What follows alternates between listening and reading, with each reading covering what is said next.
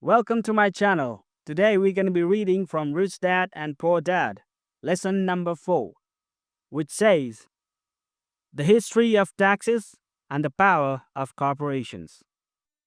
I remember in school being told the story of Robin Hood and his merry man. My teacher thought it was a wonderful story of a romantic hero who robbed from the rich and gave to the poor. My rich dad did not see Robin Hood as a hero. He called Robin Hood a crook. Robin Hood may be long gone, but his followers live on. I often still hear people say, "Why don't the rich pay for it?" Or "the rich should pay more in taxes and give it to the poor." It is this Robin Hood fantasy, or taking from the rich to give to the poor, that has caused the most pain for the poor and the middle class. The reason the middle class is so heavily taxed is because of the Robin Hood ideal. The reality is that the rich are not taxed. It's the middle class, especially the educated upper income middle class, who pays for the poor. Again, to understand fully how things happen, we need to look at the history of taxes. Although my highly educated dad was an expert on the history of education, my rich dad fashioned himself as an expert on the history of taxes. Rich dad explained to Mike and me that originally, in England and America, there were no taxes. Occasionally, there were temporary taxes levied in order to pay for wars.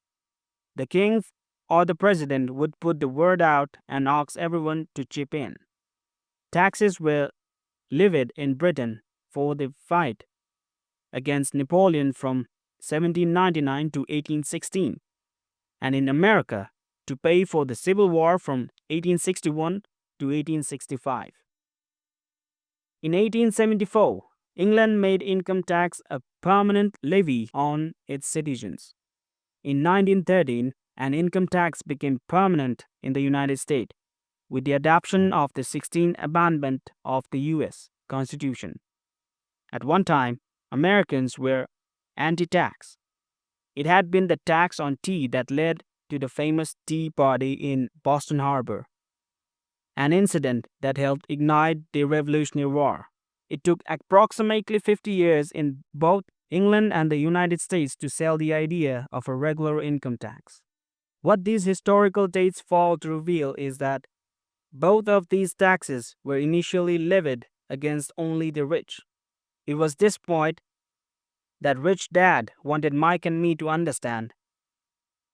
He explained that the idea of taxes was made popular and accepted by the majority by telling the poor and the middle class that taxes were created only to punish the rich.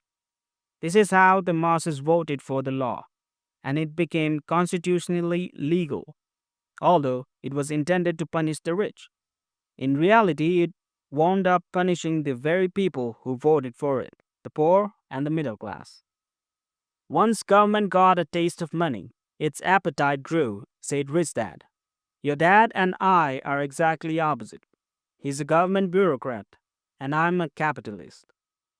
We get paid, and our success is measured on opposite behaviors. He gets paid to spend money and hire people.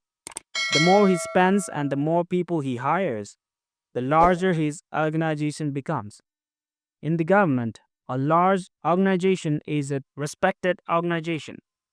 On the other hand, within my organization, the fewer people I hire and the less money I spend, the more I am respected by my investors. That's why I don't like government people.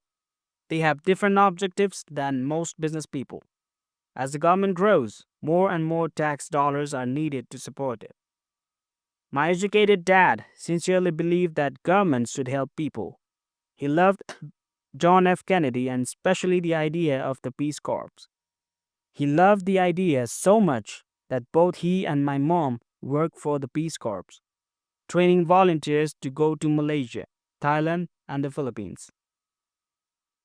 He always tried for additional grants and budget increases so he could hire more people, both in his job with the Education Department and in the Peace Corps. From the time I was about 10 years old, I would hear from my rich dad that government workers were a pack of lazy thieves. And from my poor dad, I would hear how the rich were greedy crooks who should be made to pay more taxes. Both sides had valid points. It was difficult to go to work for one of the biggest capitalists in town and come home to a father who was a permanent government leader. It was not easy to know which dad to believe. Yet, when you study the history of taxes, an interesting perspective emerges.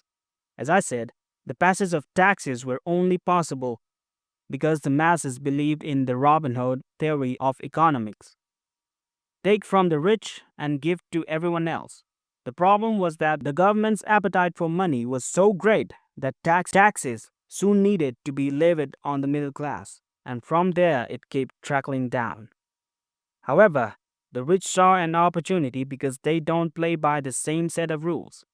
The rich knew about corporations, which became popular in the days of sailing ships. The rich created the corporation as a vehicle to limit their risk to the asset of each voyage. The rich put their money into a corporation to finance the voyage. The corporation would then hire a crew to sail to the new world to look for treasure. If the ship was lost, the crew lost their lives, but the loss of the rich would be limited only to the money they invested for the particular voyage. The diagram that follows shows how the corporate structures sits outside your personal income statement and balance sheet.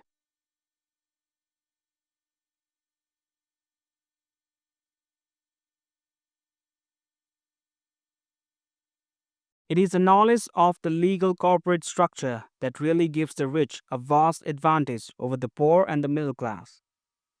Having two fathers teaching me, one a socialist and the other a capitalist, I quickly began to realize that the philosophy of the capitalist made more financial sense to me. It seemed to me that the socialists ultimately penalized themselves due to their lack of financial education. No matter what the take from the rich crowd comes up with, the rich always find a way to outsmart them. That is how taxes were eventually levied on the middle class. The rich outsmarted the intellectuals solely because they understood the power of money, a subject not taught in schools. How did the rich outsmart the intellectuals? Once the take from the rich tax was passed, cash started flowing into government offices. Initially, people were happy.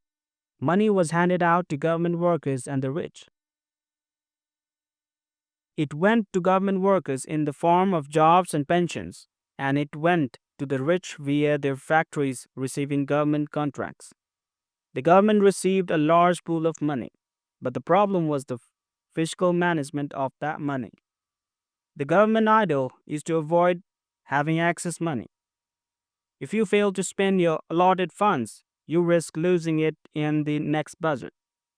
You would certainly not be recognized for being efficient.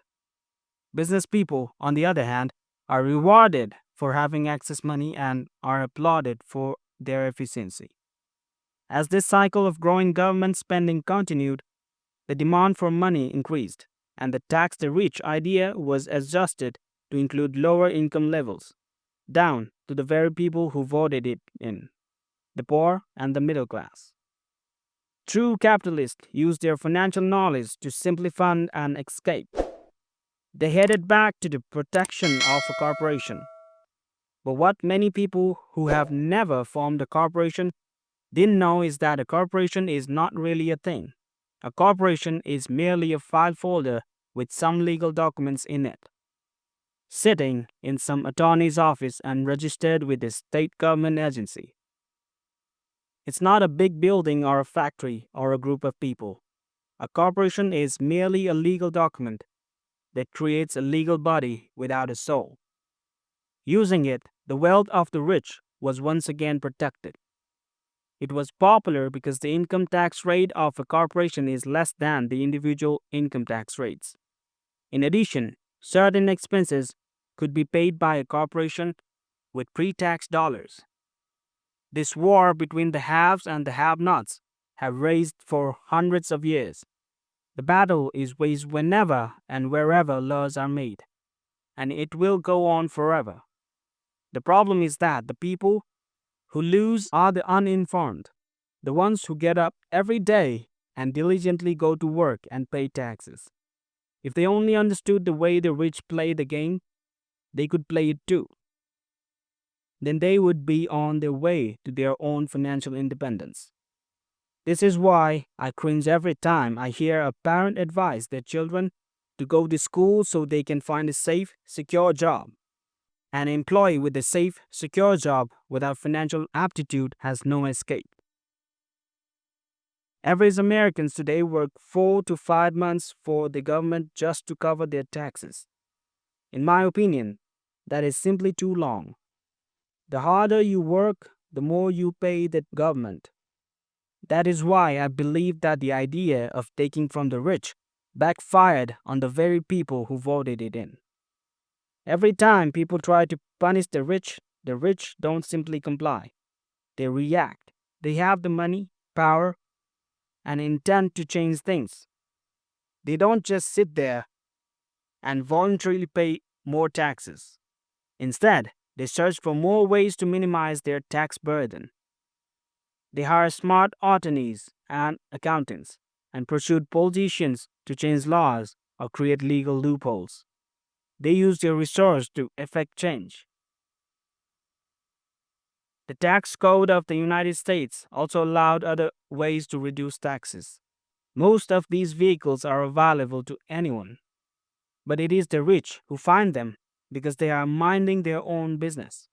For example, 1031 is jargon for Section 1031 for the Internal Revenue Code, which allows a seller to display paying taxes on a piece of real estate that is sold for a capital gain through an exchange for a most expensive piece of real estate. Real estate is one investment vehicle that has a great tax advantage. As long as you keep trading up in value, you will not be taxed on the gains until you liquidate. People who do not take advantage of these legal tax savings are missing a great opportunity to build their asset column. The poor and middle class don't have the same resources.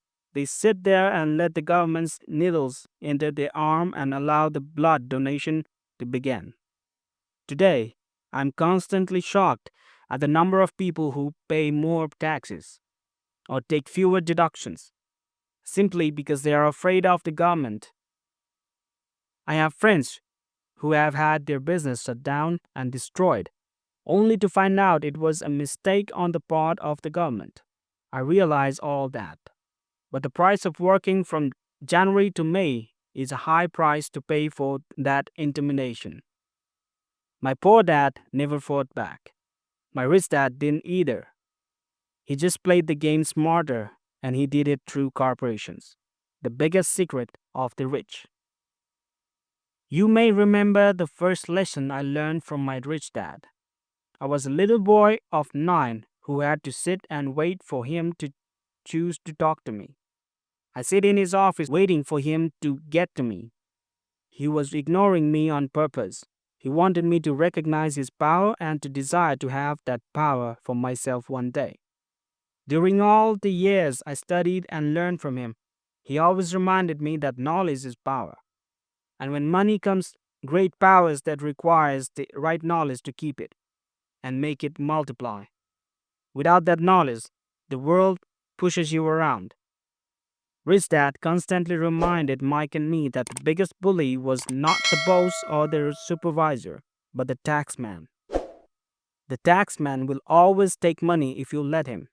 The first lesson of having money work for you, as opposed to you working for money, is all about power. If you work for money, you give the power to your employer. If money works for you, you keep the power and control it. Once we had this knowledge of the power of money working for us, he wanted us to be financially smart and not to let anyone push you around. If you are ignorant, it's easy to be bullied. If you know what you're talking about, you have a fighting chance. That is why he paid so much for smart tax accountants and attorneys. It was less expensive to pay them than to pay the government. His best lesson to me was be smart and you won't be pushed around as much. He knew the law because he was a law abiding citizen and because it was expensive to not know the law. If you know you're right, you're not afraid of fighting back, even if you are taking on Robin Hood and his band of merry men. My highly educated dad always encouraged me to land a good job with a strong corporation. He spoke of the virtues of working your way up to the corporate ladder. He didn't understand that. By relying solely on a paycheck from a corporate employer, I would be a decoy cow ready for milking. When I told my rich dad of my father's advice, he only chuckled. Why not own the ladder? Was all he said. As a young boy, I did not understand what rich dad meant by owning my own corporation. It was an idea that seemed impossible and intimidating.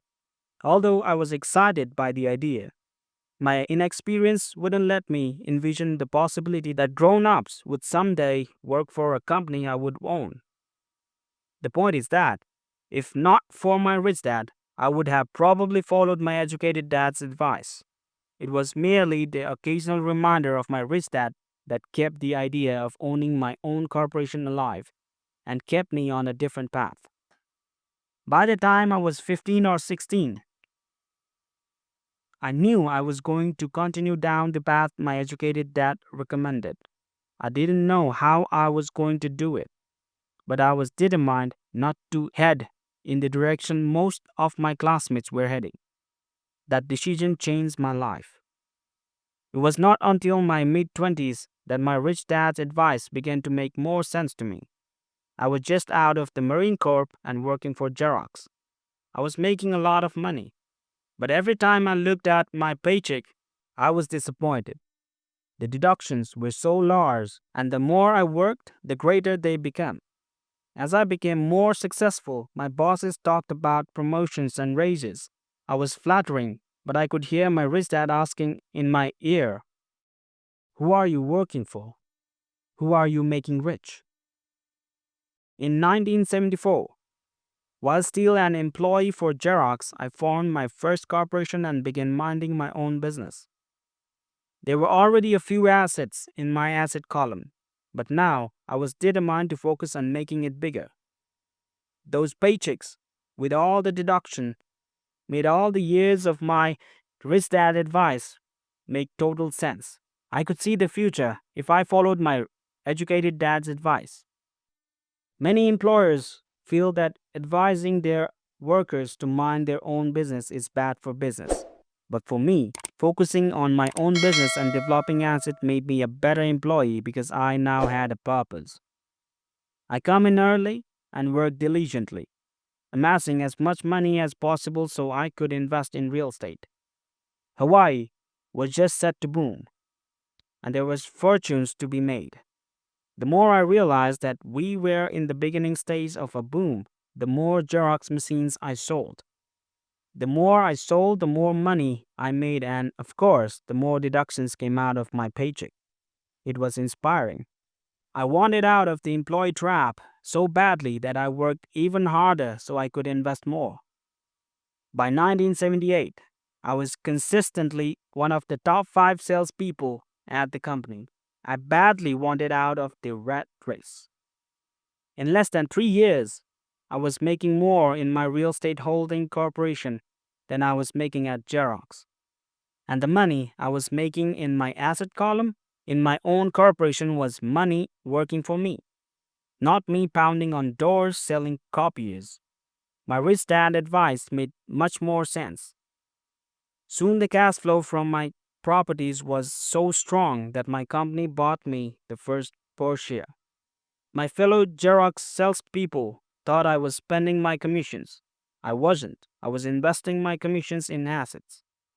My money was working hard to make more money. Each dollar in my asset column was a great employee, working hard to make more employees and buy the boss a new Porsche. with before tax dollars. I began to work harder in Xerox. The plan was working, and my Porsche was the proof. By using the lessons I learned from my rich dad, I was able to get out of the provisional rat race at an early age. It was made possible because of the strong financial knowledge I had acquired through rich dad lessons. Without this financial knowledge, which I call financial intelligence or financial IQ, my road to financial independence would have been much more difficult. I now teach others in the hope that I may share my knowledge with them. I remind people that financial IQ is made up of knowledge from four broad areas of expertise. 1. Accounting. Accounting is financial literacy or the ability to read numbers. This is a vital skill if you want to build an empire. The more money you are responsible for, the more accuracy is required, or the house comes trembling down. This is the left brain side, or the details. Financial literacy is the ability to read and understand financial statements, which allows you to identify the strengths and weaknesses of any business. Number 2, investing. Investing is the science of making money. This involves strategies and formulas that use the creative right brain side. Number 3, understanding markets. Understanding market is the science of supply and demand. You need to know the technical aspects of the market, which are emotional driven, in addition to the fundamental or economic aspects of an investment. Does an investment make sense or does it not make sense based on current market conditions? Number 4, the law. The corporation wrapped around the technical skills of accounting, investing, and markets are contribute to explosive growth. A person who understands the tax advantages and protections provided by the corporation can get rich so much faster than someone who is an employee or a small business solo proprietor. It's like the difference between someone walking and someone flying. The difference is profound when it comes to long-term wealth. Tax advantages. A corporation can do many things that an employee cannot, like pay expenses before paying taxes. That is a whole area of expertise that is very exciting. Employees earn and get taxed, and they try to live on what is left. A corporation earns, spends everything it can, and is taxed on everything that is left. It's one of the biggest legal tax loopholes that the rich use. They're easy to set up and are expensive if you own investments that are producing good cash flow. For example, by owning your own corporation, your vacations can be board meeting in Hawaii. Car payments, insurance, repairs, and health club memberships are company expenses. Most restaurant meals are partially expenses, and on and on. But it's done legally with pre-tax dollar. Protection from lawsuits. We live in a litigious society. Everybody wants a piece of your action. The rich hide much of their wealth using vehicles such as corporation and trust to protect their assets from creditors. When someone sues a wealthy individual, they are often met with layers of legal protection and often find that the wealthy person actually owns nothing. They control everything but own nothing. The poor and middle class try to own everything and lose it to the government or to fellow citizens who like to sue the rich. They learn it from the Robin Hood story: take from the rich and give it to the poor. It is not the purpose of this book to go into a specific of owning a corporation, but I will say that if you own any kind of legitimate assets, I would consider finding out more about the benefits and protection offered by a corporation as soon as possible. There are many books written on the subject that will detail the benefits and even walk you through the steps necessary to set up a corporation. Garrett Sutton's book on corporations provide wonderful insights into the power of personal corporations. Financial IQ is actually the synergy of many skills and talents. I would say it is the combination of the four technical skills listed above that makes up basic financial intelligence. If you aspire to great wealth, it is the combination of these skills that will greatly amplify your financial intelligence. In summary, business owners with corporations earn, spend, pay taxes. Employees who work for a corporation earn, pay taxes, spend. As part of your overall financial strategy, I recommend that you learn about the protection that legal entities can provide for businesses and assets. That's it for today. See you on next lesson on next video. Thank you.